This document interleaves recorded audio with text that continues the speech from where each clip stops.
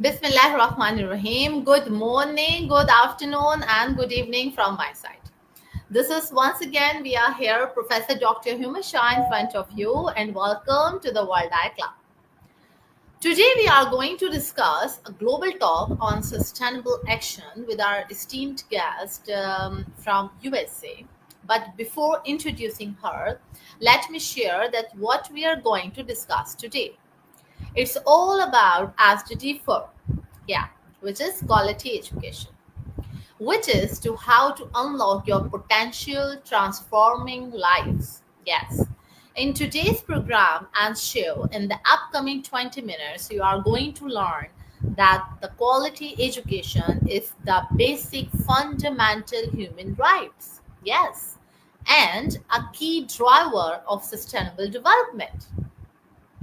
SDG 4 basically aims to ensure inclusive, equitable, and quality education for all. Again, I repeat, for all. Promoting the lifelong learning opportunities, not that specific typical education. And in my perspective, that by achieving SDG 4, we can enhance economic growth and productivity. We can reduce the poverty and inequality. We can foster the innovation, creativity, and critical thinking as well as we can empower the individuals, communities, and societies as well. So, ladies and gentlemen, our esteemed guests, and you all, listeners and followers, welcome to our discussion on SDG 4, which is quality education. Today, we will explore the transformative power of education in shaping our world. And it's our pleasure to welcome our esteemed guest from USA, a very renowned expert in education. And she will definitely share her valuable insights of ensuring inclusive, again I repeat, equitable and quality education for all. So let's embark on this meaningful conversation, exploring the innovative approach, challenges, and opportunities that we can achieve through maintaining our SDG force. But before let her in front of you, let me introduce that her name is Martie Smith, and international award-winning and best-selling author, is a resilience ambassador as well. So this is quite of an interesting thing you are getting in the relation of books, sailings, author, and education. Isn't it interesting? Yes. So, her dedicated empowerment to others, and through her books, speeches, workshops, she helps individuals turn pain into power and dreams into reality. That's itself a very powerful show. That she has that sort of strength to convert the pain into the power. This is called the actual transformation. Her works, Creative Cause Warriors, 100 Voices of Women, and Expertise in Frontiers. Oh wow, I'm getting so impressed by reading all her stuff. And I can't wait anymore because it's quite difficult to me to put her aside in back of the camera. So please, without wasting a single time, please welcome. A warm welcome to you, Martin. A warm welcome to you. Thank you, Dr. Shah. It's always an honor and a pleasure to share my my tips, my golden nuggets that I've derived for the last 60, I'll be turning 66 in June. So for 66 years, I say that I've gained a whole lot of knowledge I was not aware of in my earlier years. And now my mission, my legacy is to share that with everyone. And so my topic today is resilience rebooted. And it's kind of reinventing education for future that fights back, for a future that fights back. Now imagine any kid going to school and they got their plate loaded with hardship, with adversity, with everything that weighs you down in school, plus doing the work and everything else. So her mom is sick, the father is gone. So now this kid is couch surfing, but there's still dreams in there. And they don't know how to address all this. So we've taught her how to write the 5 paragraph sentence. Just a 5 sentence paragraph. We've taught her how to navigate law, but we haven't taught her how to navigate through loss and grief. Okay, that's important. And we've prepared her for tests, but not for life. And it's time to rethink that what real education looks like. That's when we have to base living as the priority for us to learn, adapt, progress, thrive, and leave a legacy. So I'll start. That's fantabulous. That's fantabulous. And the titles of the books and the description about you it's really empowering others. But ma'am, I would like to know something more briefly because we want to take an action. To be very honest, we are the person in the era in which we are living in are most likely to discuss most likely to discuss, not to take an action or towards go towards implementation. So I would like to know the brief description on quality education from your side, that how we can change the world through education. So So the stage is yours completely. quality education for me, the most important thing is, like, you can be bombarded with information, you can know books inside out, you can quote, you can everything, but that's just bombarding with information. Now, what do I apply this information to? What do I do with what I learn? How do I apply it to my daily life? How does that make me thrive and progress further on? So the whole thing is I can tell you that where my fight began with education was, I know this topic inside out, but because I studied it, I didn't live it. On the contrary, with me, resilience almost applies to everything I've lived. I didn't know that I had lived through resilience. I didn't even know that was applicable to me. But when you learn how to handle adversity, when you learn how to handle information that is thrown at you, you have to discern. You have to pick the topic that you can apply, that you can take action to, that you can do something and make it better, that you can pass it on to other people. So the moment that my life began was when I lost jobs after one, after another, after another. Then came the hardship of suffering from my dad suffering Alzheimer's and my mom cancer and depression. So that whole event, I cared for both, but I was undergoing my own surgical trauma and drama. So it's kind of like life was throwing everything at me, but I was focused on finding solutions. So I think if we teach in the education how to approach problem solving as a priority, how to approach resilience as the go-to for how to handle all these problems, what we can control, what we need to let go, and what we need to find answers or support to localize. So I had to become resilient the hard way. I didn't have a manual. I didn't have any backup or applause or anything.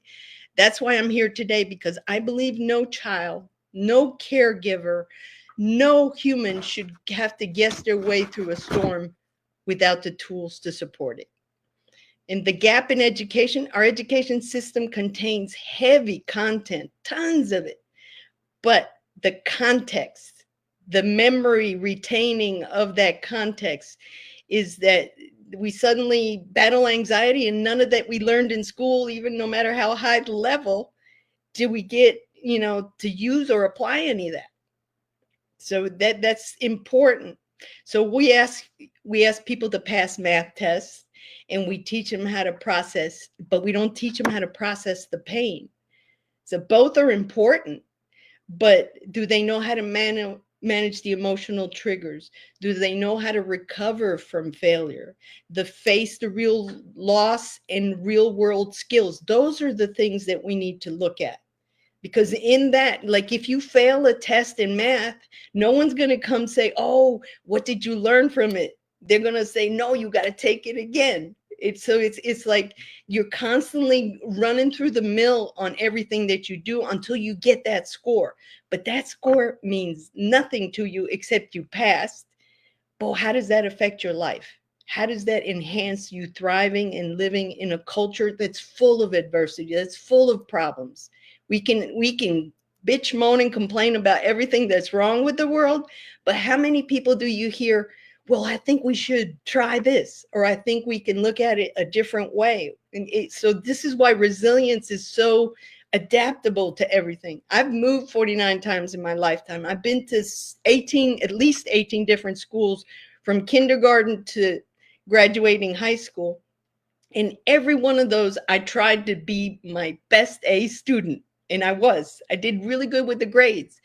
But at the same time, I was a petrified little child, not facing the ability to adapt to all these other different language, a different environment, until I kind of figured it out for myself. But that's where we haven't prepared ourselves, and we've only been, as far as I'm concerned, and with all due respect, because I do appreciate teachers and I've had wonderful ones, but we've been programmed. What is resilience? Is it just a buzzword? No. What if it was a curriculum? What if we had a lesson plan from the get-go? I'm talking about, you don't have to learn how to read.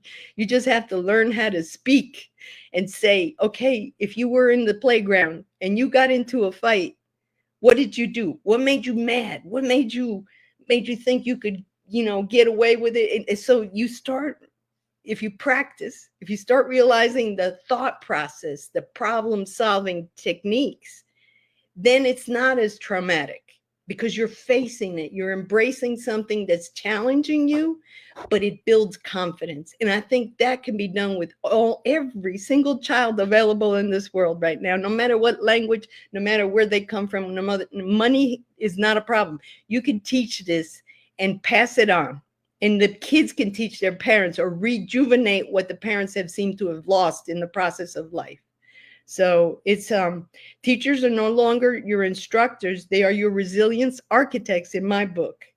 That classroom isn't a place of learning. It's a training for ground of life, for the basics of life. So let's embed resilience everywhere. Math was your risk reward strategy. History, study revolutions as responses to breakdowns. Art expresses the unspoken. Language arts, write your own comeback story. So students won't remember every formula, but they'll remember who taught them to believe in their ability to rise. So my call to action is, it starts with us. And now I choose to teach it, to speak it, to build it into every life I can reach, because the future doesn't belong to me or the smartest kid in the classroom. It doesn't belong to anybody in particular. It belongs to all of us. All of us have that right. But we want to get those that fell and rose to come up front and lead and teach and learn resilience so that we can be a better world. So resilience isn't avoiding the storm.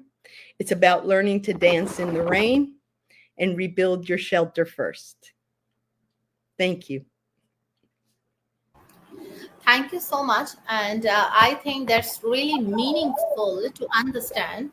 But I would like to share and ask a couple of things in this regard. Like when we talk about curriculum and when we talk about education and a specific typical curriculum which has been normally followed in our schooling system, so it's quite different when we talk about continents. Like every continent has their own and different style of curriculum. Like what is following in USA is completely different. What is following in Pakistan or India or in Bangladesh, like in Asia and in other continents as well.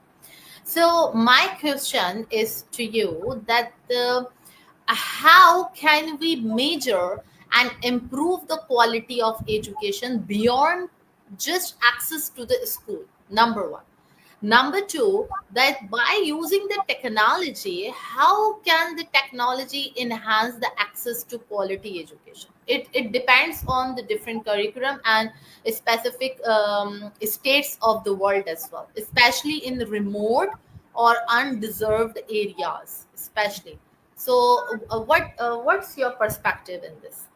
Well, it's very true that everyone adapts differently, and education is so off the Richter scale, so different in so many places, especially in South America compared to the United States. So I imagine all across Europe and India, it's the same. But one thing I can say that is the common denominator for all is that everyone wants to learn, everyone wants to be heard, and everybody wants to express themselves. So in that, it could be the very course of learning to deal with life, or learning to express your story, because each and every one of us has a story, even from the get-go, from the little kid growing to kindergarten. So to me, it's important that we access that story in each and every one of us, and find the purpose in each individual, so they can live their passion, they can live their mission, and leave a legacy. So it's kind of addressing it with the community, addressing it with the parents, and then applying it to the different educational levels. But I think it's important no matter what.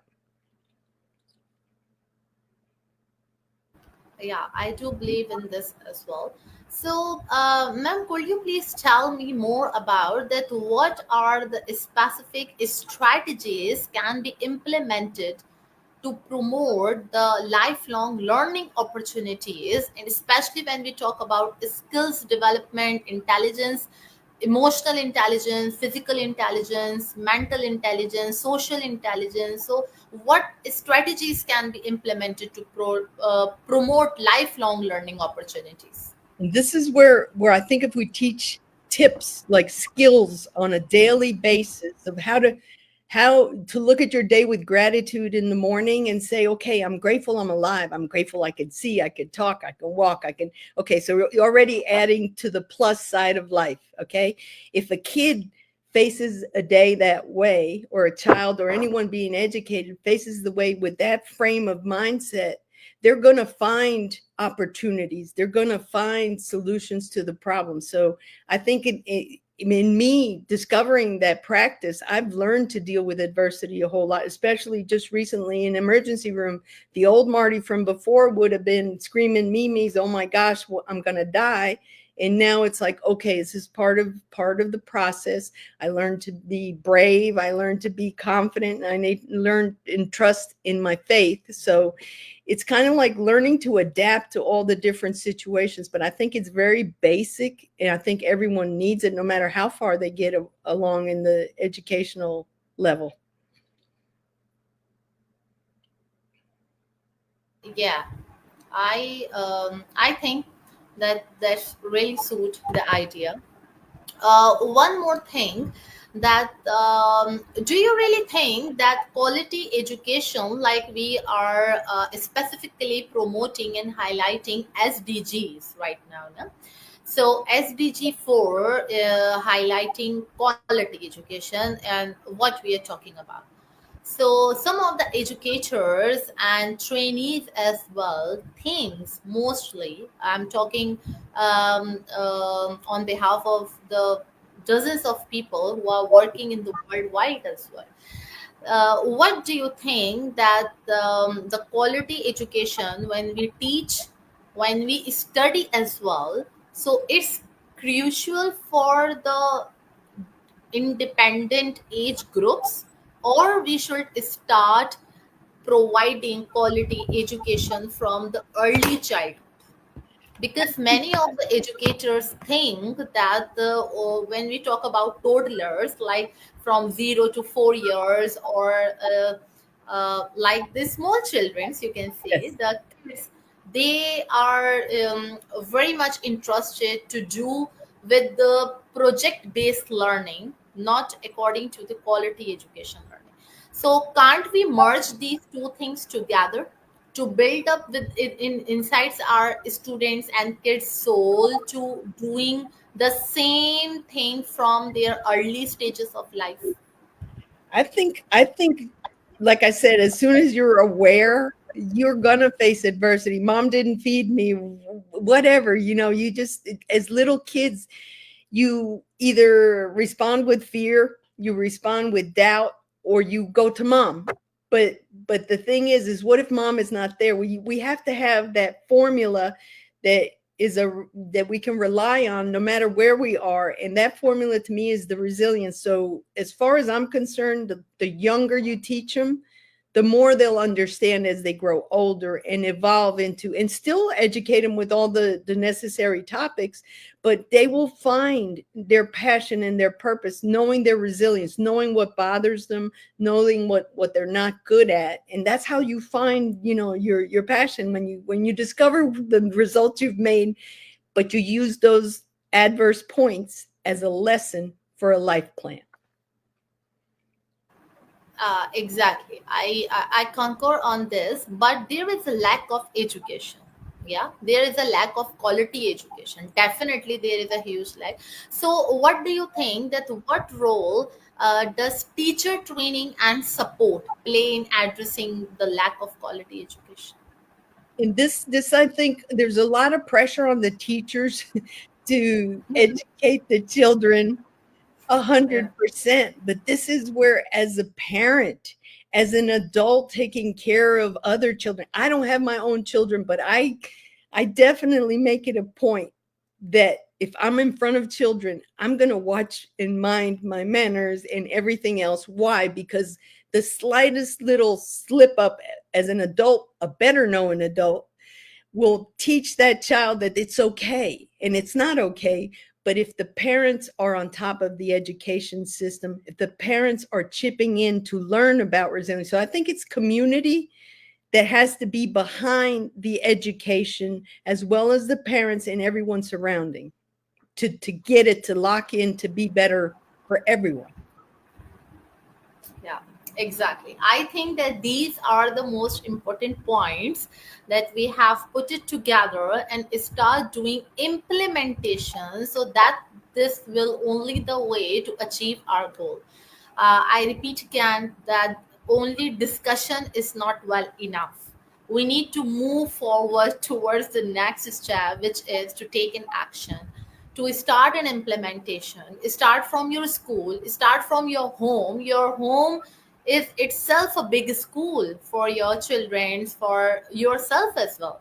It's not compulsory, it's not mandatory that teaching and studying lifestyle is only for the children's. No, like me, I'm still studying. I hope that you are still learning something now, because every person is learning, every individual is learning day by day, day by day. We are experiencing the different phases of our life. That's it. So I think, yeah, exactly. So So I can definitely vouch for we're still learning. In fact, I think I've learned more now in after the bachelor's in science degree, after medical school, after all the things I've done. Now I'm really learning key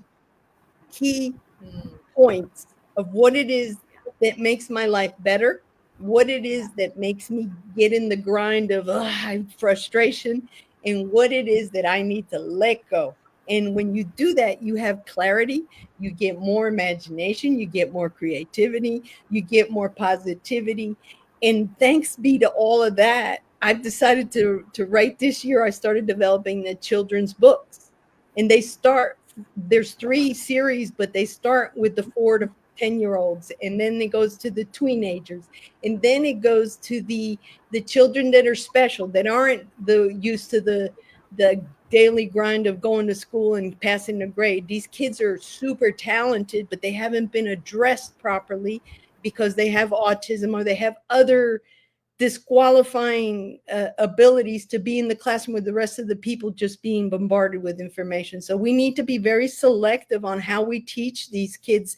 Otherwise, they get lost in the shuffle of life, and it's not fair because they are the most brilliant. They're the ones that teach us the most. So when the kids develop that confidence, they're going to be teaching others as well. So that's what we need to pump out of them. That the buried talents and treasures that the kids still have fresh in their head without letting life bog them down and not do anything. Yeah, exactly. This is the actual and lively experience and example of lifelong opportunities and lifelong learning as well. This is the actual example. Don't be pressurized, don't be burdenized on your shoulders, especially students as well. The most important and the basic exams are those that what you are growing inside your soul, what your mind is growing, how your heart is growing, how your body language is growing, how your personality is growing. This is all matters. I know the science also matter, mathematics, sociology, ecology, economic, every subject has its own worth, but quality education is about you. It's not about science, maths, English, arts, drawing. Life, Uh, life. it's about you. Exactly what the Marty has said, that it's about life. It's about you. You have to build your own self. You have to take an action by your own self. This is a true example that what the guest we have today, she is a true example of quality education, that how she confidently saying continuously that I am learning at this stage as well. So if she can, so why you can't? Okay. So thank you so much for your insightful presentation and discussion on SDG 4 quality education. I Thank you. must say that your expertise and passion have shed light on the importance of inclusive and equitable education. To you, I am highly grateful for your insights and perspective, what you have put and addressed in front of over here. And your contribution has enriched our understanding of SDG 4 more with more creativity and clarification.